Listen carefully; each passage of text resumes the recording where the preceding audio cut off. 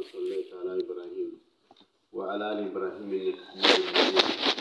قال الإمام سعد رحمه الله تعالى: ونفعنا بعلوم الزاخرة آمين. واحتجت المعتزلة بوجهين: معتزلة لذوق اسم دلائل استدلال فيه، ودي خبر غالي مرتكب ده كبيري بغير ده توبين ملشي ندي مخلد في النار، وده منزلة بين المنزلتين ثابتين تبقى فاسق وي نبوة مؤمن وي أو نبوة كافر وي. نغضب دليل سري أدوان مغالطين. الأول أن الأمة بعد اتفاقهم على أن مرتكب الكبيرة فاسق، وأمت بدي متفق دي چسوك ارتكاب ده كبيريو كيو ده غري گناه ارتكابو كيو دي تمنغم فاسق وي، أهل السنة متفاسق وي وخوارج متفاسق وي، واختلفوا في أنه مؤمن. يبيع بديك اختلاف راغلي شدي مؤمن دي وكنا دي نو بمذهب ده أهل السنة ده دي شدي مؤمن فاسق دي، أو مذهب ده خوارج ده دي أو كافر شدي سني كافر دي وهو قول الخوارج. أو مذهب ده إمام أبو الحسن الأشعري ده دي هذا إمام حسن البصري ده دي شدي منافق دي. يعني إمام حسن البصري سيتصديق النسبة كي جسم معتزلة شدنا منزل بين المنزلتين ثابتة، يعني فسق نو ولا كفر ثابت يعني إسلام. ده قرني حسن البصري سيبتدأ قول منسوب دي سدي وتمنافق وينو وتمؤمن وينو وتكافر وي فيش وبيكنا وتحقيق روان دي طول خبره. وهو قول الحسن البصري: فأخذنا بالمتفق عليه. معتزلة ويجمعنا متفق عليه قول لا وابستو أو غداش طول وتفاسق وي، وتركنا المختلف فيه أو اختلافي مثلا بريخ ودا شيء دي مؤمن دي كافر دي، وقلنا داموي شو فاسق دي فاسق دي ليس بمؤمن ولا كافر، لا مؤمن دي كافر دي ولا منافق ولا منافق دي. خبر باني فيش وكنا إنه جوابه برستكو أول زمان بدي اعتراض باني اعتراض دي ده خبر وكلا شو مت بدي خبر متفق تسوق ارتكاب لكبيريو كدي فاسق دي منا منو فاسق وتمعتزلم وي منغا مرتوي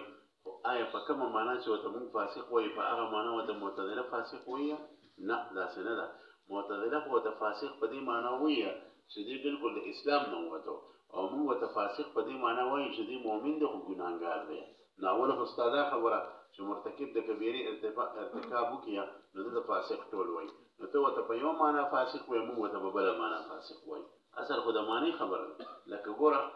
يد الله پاک د پاره ثابت دي، يد زید د امر د بکر د پاره ثابت دي، خدا اشتراک صرف لفظي دي معنوي خو اختلاف دي. د الله تعالی يد عزم نه پاک دي، هغه د صفات د قبیل نه دي، او د مخلوق يد چې کوم دي هغه د اعضاء د قبیل نه دي جاري هدا نو د لفظي اشتراک په وجه باندې حکم لاګو کول دا نامناسبه دي. پېښ وکړه دا غره لفظ فاسق مونږ متفاسق وای معتزله او زمون پنځ فاسق ویل دا په جدا انداز دي، او د معتزله فاسق او طویل دا په جدا انداز دي، او خوارج کا فاسق په معنا د کافر سره وایي هغه په جدا انداز دي. اختلاف پکې راغی کنه نو ور خدا خبره صحیح نه ده. دویم دا خبره دی وکړه چې امام حسن بصری سے وی چې دی منافق دی،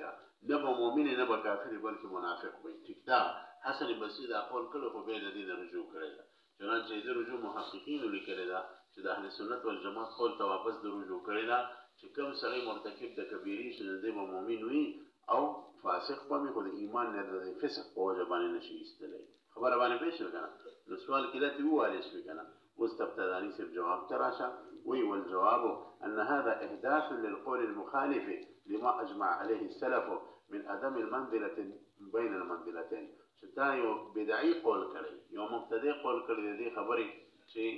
منزله بین المنزلتين ثابته کړی دا ځکه سلف کې چام نه دی ویل چې منزله بین المنزلتين ثابته ده. پېښ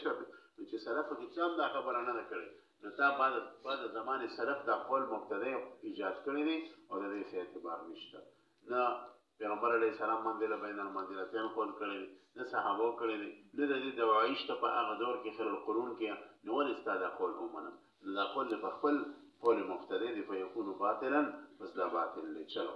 الثاني أنه ليس بمؤمن لقوله تعالى: فمن كان مؤمنا كمن كان فاسقا، جعل المؤمن مقابلا للفاسق، وقوله عليه السلام: لا يزني الزاني وهو مؤمن. دا اوس دی یو بل دلیل نسیا معتزله چې فاسق چې دی مؤمن نشي کېدی. نو د مختلف آیاتونو استدلال کوي د احادیثونو نو د هر آیت سره به جواب در کومه ته ابتدانیم جواب ورکړی دی خو بس هغه په خپل ځای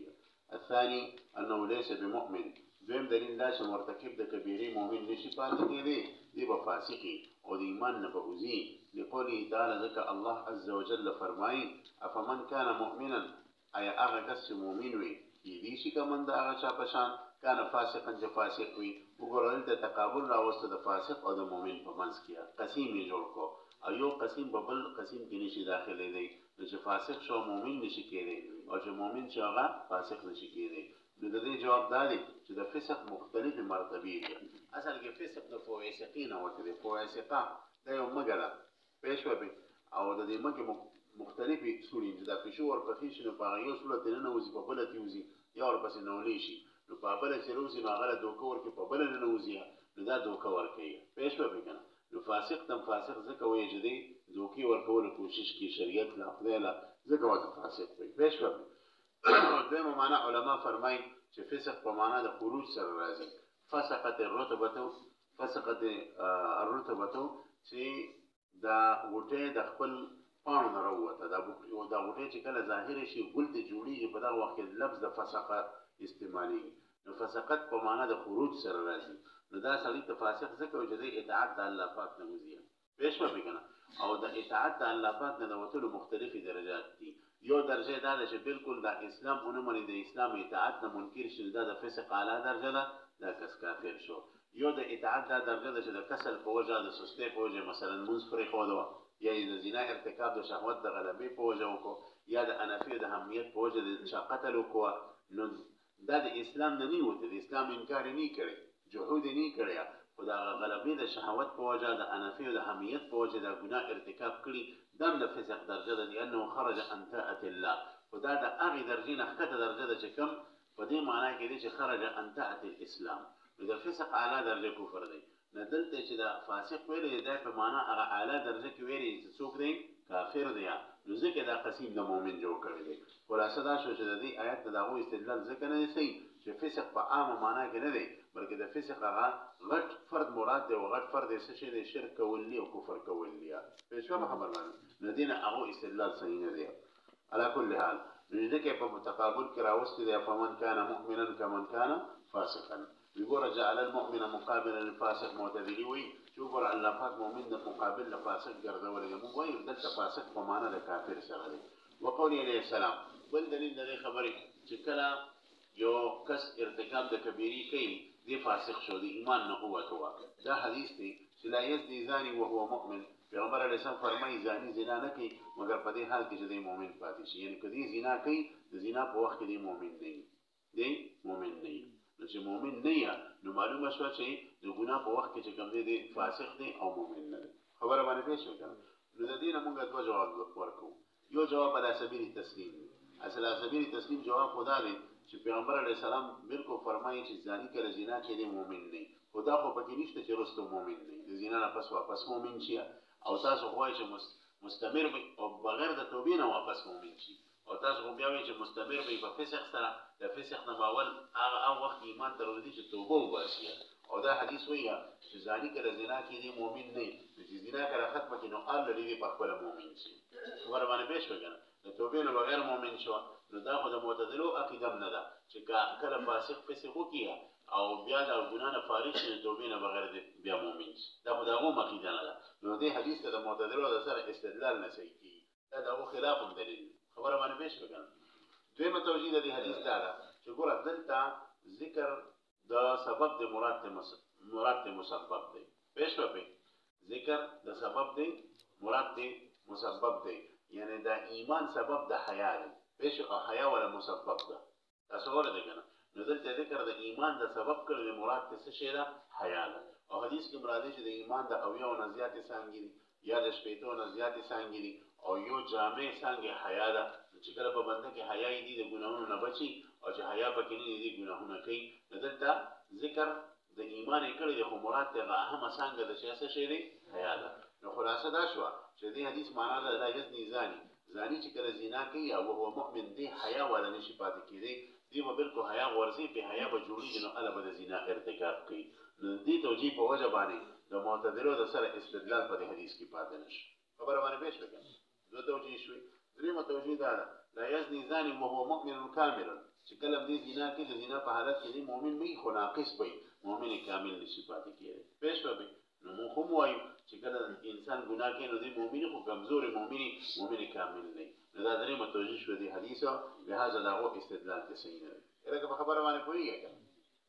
خالي وقول عليه السلام و پیغمبر علیه السلام فرمایي لا ایمان نشته دی بالکل دا کس لمن لا امانت له چې دا امانت خیال نه ساتي پېښ په وګوره وی امانت خیال نه ساتل ګناه کبیره ده په امانت کې خیانت کول او چې کوم سړی په امانت کې خیانت کوي پیغمبر علیه السلام یې د سره ایمان نشته نو مرتکب د کبیره د ایمان نه قوت خبره باندې پېښ وي د دې نه دوی باطل استدلال کوي د حدیث نه لیکن د دې جواب یو خدا دی چې لا ایمان کامل لمن لا امانت له چې کوم سړی د امانت خیال نه ساتي امانت کې خیانت کوي د ایمان به کامل نه دا کامل مؤمن نه دی یو جواب شو او دویم جواب دا دی چې دا مقام د ادعا ده نو مقام د ادعا کې پیغمبر علیه السلام په دې خبره زورونه ورکړي چې هغه سړی به ډېر په مشکله مؤمن پاتې شي چې هغه د امانت خیال نه ساتي لکه بل حدیث کې راځي المسلم من سلم المسلمون من لسانه ويده مسلمان صرف هم هغه دی چې دغه د لاس او د ژبې نور مسلمانان بچ پاتې شي نو که یو سړی دغه د لاس او د ژبې نور مسلمانان بچ نشي پاتې کېدی ولې به مسلمان نه شي ابا مسلمان خو ګناهګار وي خو دلته مقام د ادعا ده دې خبره کې به ضرورتیا اله پیدا کیږي چې معنا او ترجمه داسې وکړي چې مؤمن صرف هم هغه دی چې دغه د لاس او د ژبې نور مسلمانان بچ پاتې شي پېښ به کنه دغه رنګي امانت کې چې څوک هم خیانت کوي نو مشکله ده په دې مؤمن دا مقام د ادعا ده پېښ به کنه نور چې یو سړی ارتکاب د کبیره وکړي امانت کې خیانت کوي نو د مؤمن دی ایمان نه نشي ایستلی لهدا د دې حدیث تم چې کوم دی د دې استدلال نه دی صحیح بهر هغه خدای استدلالات وکړو اوس وی اشکال په معتزله واردی چې ایمان ورې نشته د ایمان نه قوت خو کافر شو کنه څه شو کافر شو نو بیا یې معتزله تاسو د خوارج قول اختیار کړئ چې څنګه خوارج جو مرتکب د کبیره بس ګرځي کافر نو دې جواب ورکړي معتزله د ځان نه طرف نشي کافر نه کافر به الوی چې د قصدن جهود د ایمان کړي د قصدن انکار د ایمان کړي نو الوی کفر ته تو چې د سستۍ په وجه د کسل په وجه د اهمیت د انفی په وجه باندې دا ګناه وکړه نو د اسلام د قوت او خروج انده د اسلام خوشو لیکن متصف په کفر ځکه نه دي چې جهود د طرف نه ایمان نه راغلي پېښو بګا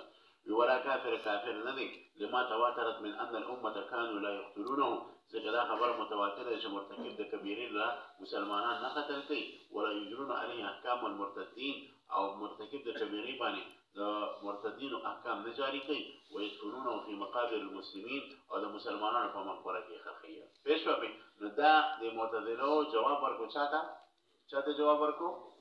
خوارج دا موږ دا زموږ دلایل پېښه به د امت نه قتل کې معنا دا چې د مؤمن فاسق ته د مؤمن فاسق قتل جایز نه دی او احکام د مرتدین په دغه نه جاری کی چې اسلام نه بار شوی نه دی پېښه به او موږ ورته وایو چې مسلمانانو په مقبره کې ځکه حقیقي چې مسلمان دی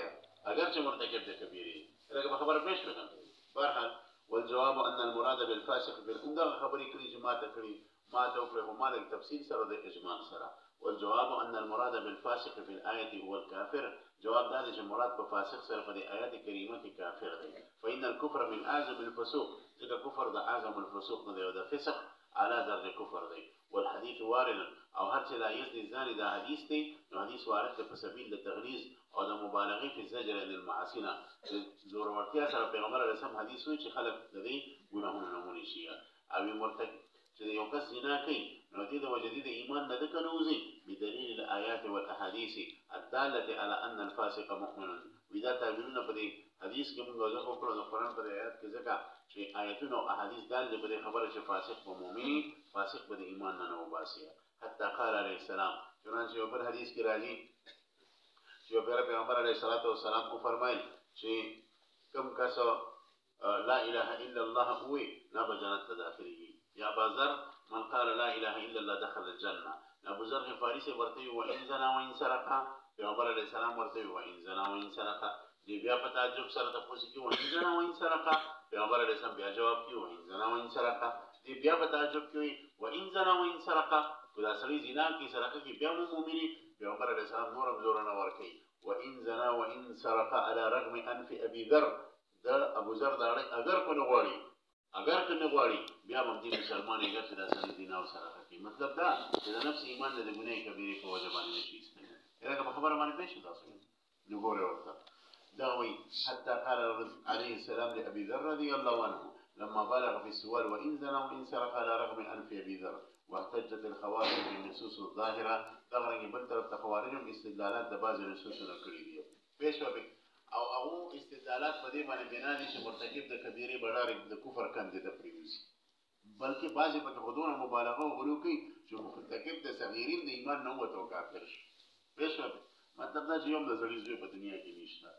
دغه مطلب دا دی نو ګوره واحتجت الخوارج بالنصوص الظاهرة او خوارج من نصوص ظاهرونه استدلال کوي په دې خبره باندې چې فاسق و کافریا او هغه نصوص ظاهره دي چې الله تعالی فرمایي ومن لم يحكم بما انزل الله فاولئك هم الكافرون هغه څوک چې د الله تعالی د کتاب موافق حکمونه کیا نو دا کسان کافران دي پېښوي او کوم سړي چې مرتکب د کبیره شي وې د الله پاک د حکم خلاف لاړو لهدا د کافر شي نو موږ ورته د دې آیت په دې خبره استدلال کوله ناروا دي اوله جواب اوله توجیه وزاله ومن لم يحكم اي ومن لم يصدق بما انزل الله چاچی تصدیق نو کو د کتاب الله نو چې الله پاک د قران تصدیق نو کړي د کافر شو کنه پېښو به نو چې کافر شنو ځکه الله تعالی فرمایي فاولئک هم الكافرون هم داخل الكافران دي نو من لم يحكم سمانا لم يصدق چې تصدیق نو کو نو او په عبارت دي ګره داسي ومن لم يحكم ومن لم يؤمن بما انزل الله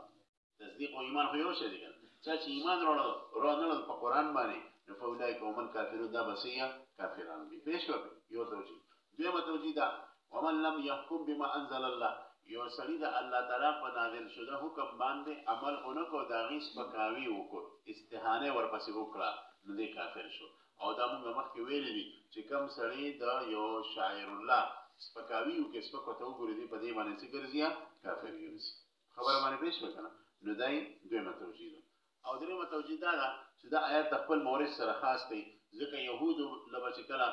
خبر رااله حادثه او نازله براله نو تورات کې به د هغې دپاره کوم حکم لیکل شوی نو هغې به ترې مخ واړو یا به یې الفاظ روان کړو یا به یې لفظي معنوي تحریف پکې وکړو پوه شوه پې چنانچې مالدارانو به چې پکې زنا وکړه هغې ته به یې سزا او رجم نه ورکوو غریبانانو به چې وکړو نو هغې ته به یې رجم ورکوو پوه شوه پې نو الله تعالی د یهودو په باره کې د تورات متعلق دا آیت ورولېږو ومن لم يحكم بما انزل الله او هغه څوک چې د تورات په نازل شوه حکم باندې عمل ونه کیا فاولئک هم الکافرون نو دوی د تورات نه منکر شو کافران شو او په تورات کې من جمله دا آیت هم دی چې تاسو د پیغمبر علیه السلام تصدیق وکړئ خبره باندې پوه شوئ که نو دې نه هغوی استدلال صحیح نشو دا دغه آیت توجیه شو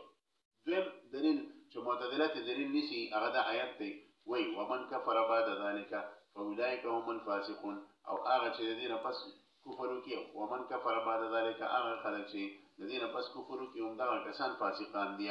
مطلب کافر ته دلته فاسق وایي کافر ته څه وایي فاسق نو جواب کې وایي چې د فسق اعلی مرتبه څه ده کفر دی د دې نه مخکې خبره تېره شوه او دلته د فاسقونو نه مراد د کفر دغه اعلی د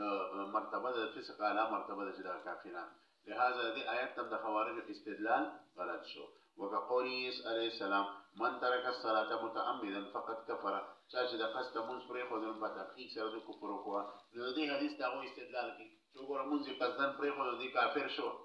پوه شوې نو په معتدله هم رد دی چې منزله بین المنزلتین ولا ثابت دی په اهل سنت هم رد دی چې هغوی مؤمن فاسق دی دوی د دې آیت نه معلومېږي ډایرکټ د دې حدیث نه معلومېږي ډایرکټ کافر شو نو مونږ وایو زموږ علما فرمایي چې من ترک الصلاة چا چې مونځ متعمدا اعتقادا پرېښودل شو مونځ فرض نه دی اعتقاد د عدم فرضیت وساتو فقط کفر نو دې کافر شو ځکه د 20 آیتونو انکار یې وکړو چا چې اعتقادا د مونځ پرېښودل جایز وګڼل پوه شوې نو د حدیث په دې معنی کې دی یا دویمه ده چې دا تقریزا پیغمبر علیه السلام فرمایي پوه شوې لهذا دې کې به دا تعویل کې من ترک الصلاة چا چې د قصد مونځ پرېښودو فقط کفر دی کفر ته بالکل نږدې شوه دا معنی به کېږي خبره باندې پوه شوې که حاجی بل دلیل د خوارجو دپاره هغو دا وایي چې کوم سړی فاسق وي نو هغه به کافر وي هغه به څه کافر وي نو ګوره وفین ان العذاب مختص بالکافر ګوره دا هر چا ته پته ده چې عذاب چې دی خاص دی د کافر سره نو الله تعالی فرمایي ان العذاب علی من کذب وتولى چې بېشکه دا عذاب مسور دی علی من په هغه چا باندې کذب وتولى چې د تکذیب کړي د اسلام او تولی او مخې چې کوم دی اړونیه او بیا فرمایي لا یصلاح الا الاشقى بدبخت صرف دی دغه جهنم ته داخليږي الذي كذب وتولى چې هغه تکذیب کړي تولی کړي نو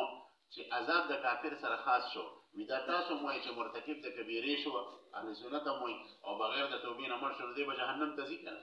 جهنم تدیم زیا والله دلته فرمایي چې ان العذاب على من كذب وتولى دا عذاب د کافر سره خاص دی او دا فاسق چې مرتکب د کبیره د جهنم ته لاړ خو دی کافر شي کنه